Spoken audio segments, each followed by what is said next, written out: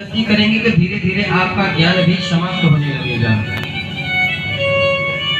ज्ञान घटे नर मूढ़ की संगति, बुद्धि घटे चित विषय भरमाए, अतेज घटे पर नारी की संगत, बुद्धि घटे बहु भोजन खाए, प्रेम घटे नित ही कुछ मांगत।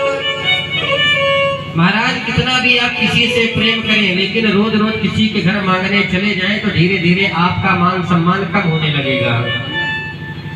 तो प्रेम घटे नित ही कुछ मांगत, अमान घटे नित पर घर जाए। रोज रोज किसी के घर में और रिश्तेदारी में नहीं जाना चाहिए। और दयालु कहे सुन रे मन मूर्ख, पाप कटे हरि के गुण गाए, पाप कटे हरि के गुण गाए। तो संगति का बड़ा असर पड़ता है। तो महाराज जो तोती के दो तोता थे, तो एक का पालन किया संत ने और एक का पालन किया एक कसाई ने। एक संत वहां से गुजर रहे थे और जब संत का तोता देखा तो संत भगवान ने कहा, बताइए महाराज ये तोते का क्या दाम है? बोले महाराज 1 लाख रुपए। बोले इतना छोटा सा तोता और इसका 1 लाख रुपए? नहीं और कम करिए। बोले नहीं महाराज हम इसके नीचे इसको दे ही नहीं सकते। चलो कोई बात नहीं। अब जिस कसाई के पास तोता था सामने वाली दुकान में, संत वहां गए, बोले आपके तोते की क्या कीमत है? हमारी भी आदत है किसी दुकान से कोई वस्तु जब खरीद लेते हैं तो उस वस्तु की कीमत दूसरे दुकान पर जरूर पता लगाएंगे कि महाराज ये बताइए कितने की वस्तु है। तो जो कसाई वाला तोता था तो कसाई ने कहा हमारा तोता मात्र 25 रुपए का। बोले वाह, एक तोता 1 लाख रुपए का, दूसरा तोता 25 रुपए का। इतना बड़ा तोते तो एक जैसे देखने में लग रहे हैं। चलो कोई बात नहीं। अब राजा दोनों तोते को ले गए खरीद करके। एक संत से तोता लिया और एक कसाई से लिया।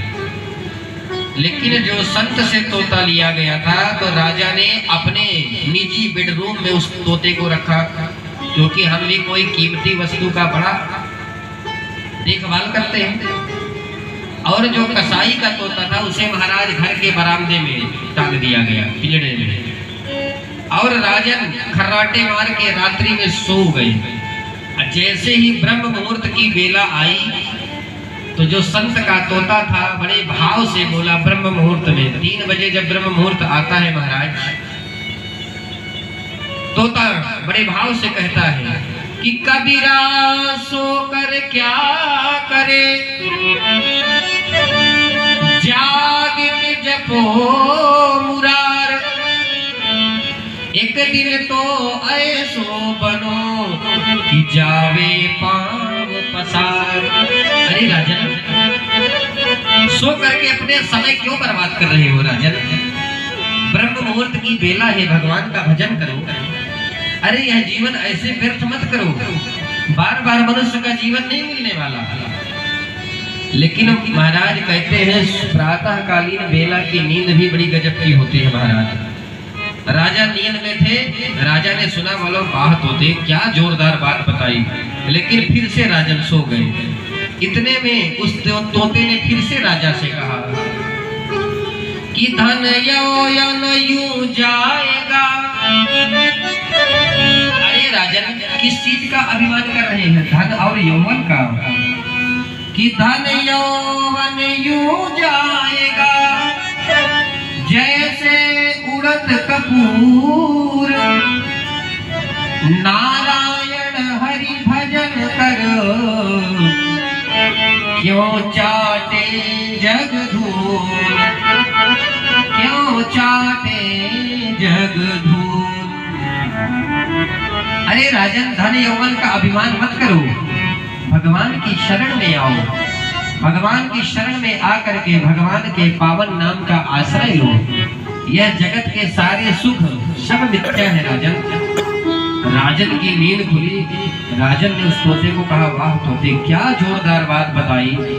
अरे तुम्हारी कीमत 1 लाख नहीं, तुम्हारी कीमत तो 1 करोड़ होना चाहिए भाई। अब राजा के मन में आया कि चलो देखो, जो कसाई ने दिया था तोता, वो तोता कैसे बोल रहा है। जैसे ही राजन बरामदे में आए तो महाराज कसाई के यहाँ जो तोता था वो केवल मार काट ही देखता था। तो वह केवल एक ही चीज जप रहा था, राजा को मार डालो, काट डालो, राजा को मार डालो, काट डालो। राजा ने जब सुना कि यह दुष्ट तो हमें ही मारने के लिए बोल रहा है, राजा ने मंत्रियों को बुलाया और कहा, इसकी गर्दन धड़ से अलग कर दो इस दुष्ट की, यह तो हमें ही मारने के लिए बोल रहा है। जैसे ही मंत्री आए तो महाराज एक ही माँ के दोनों पुत्र थे, भाई भाई थे तोते। तो बड़ा भाई ने कहा, जैसे ही मारने लगे, बोले राजन ठहरिए, नचा से दोसो नच में गुणोबा, संसर्ग जादोष गुणा भवंती। राजन, ना किसी में दोष होता है, ना किसी में अवगुण होते हैं, ना किसी में कुछ होता है। राजन, यह तो केवल संगति का असर है। राजन, मेरा पालन और पोषण एक संत ने किया, तो मेरे ऊपर जो संस्कार है वह संत वाले हैं, और मेरे भाई का पालन पोषण एक कसाई के द्वारा किया गया, तो इसके संस्कार कसाई वाले हैं। संगति का प्रभाव पड़ता है। ऐसे समझो, एक माली ने 2 फूल की मालाएं बनाई और एक व्यक्ति भागते हुए आए, बोले महाराज हमारे घर में दुर्घटना हो गई है, अर्थी के लिए 1 माला दे दीजिए। कसाई माली ने दे दिया। और एक सज्जन आए, बोले महाराज भगवान को, ठाकुर जी को चढ़ाने के लिए 1 माला दे दीजिए। लेकिन जो अर्थी पर माला चढ़ा हुआ है, माली ने दोनों माला को बनाया, उसी फूल का बना हुआ माला है, लेकिन जो अर्थी पर चढ़ा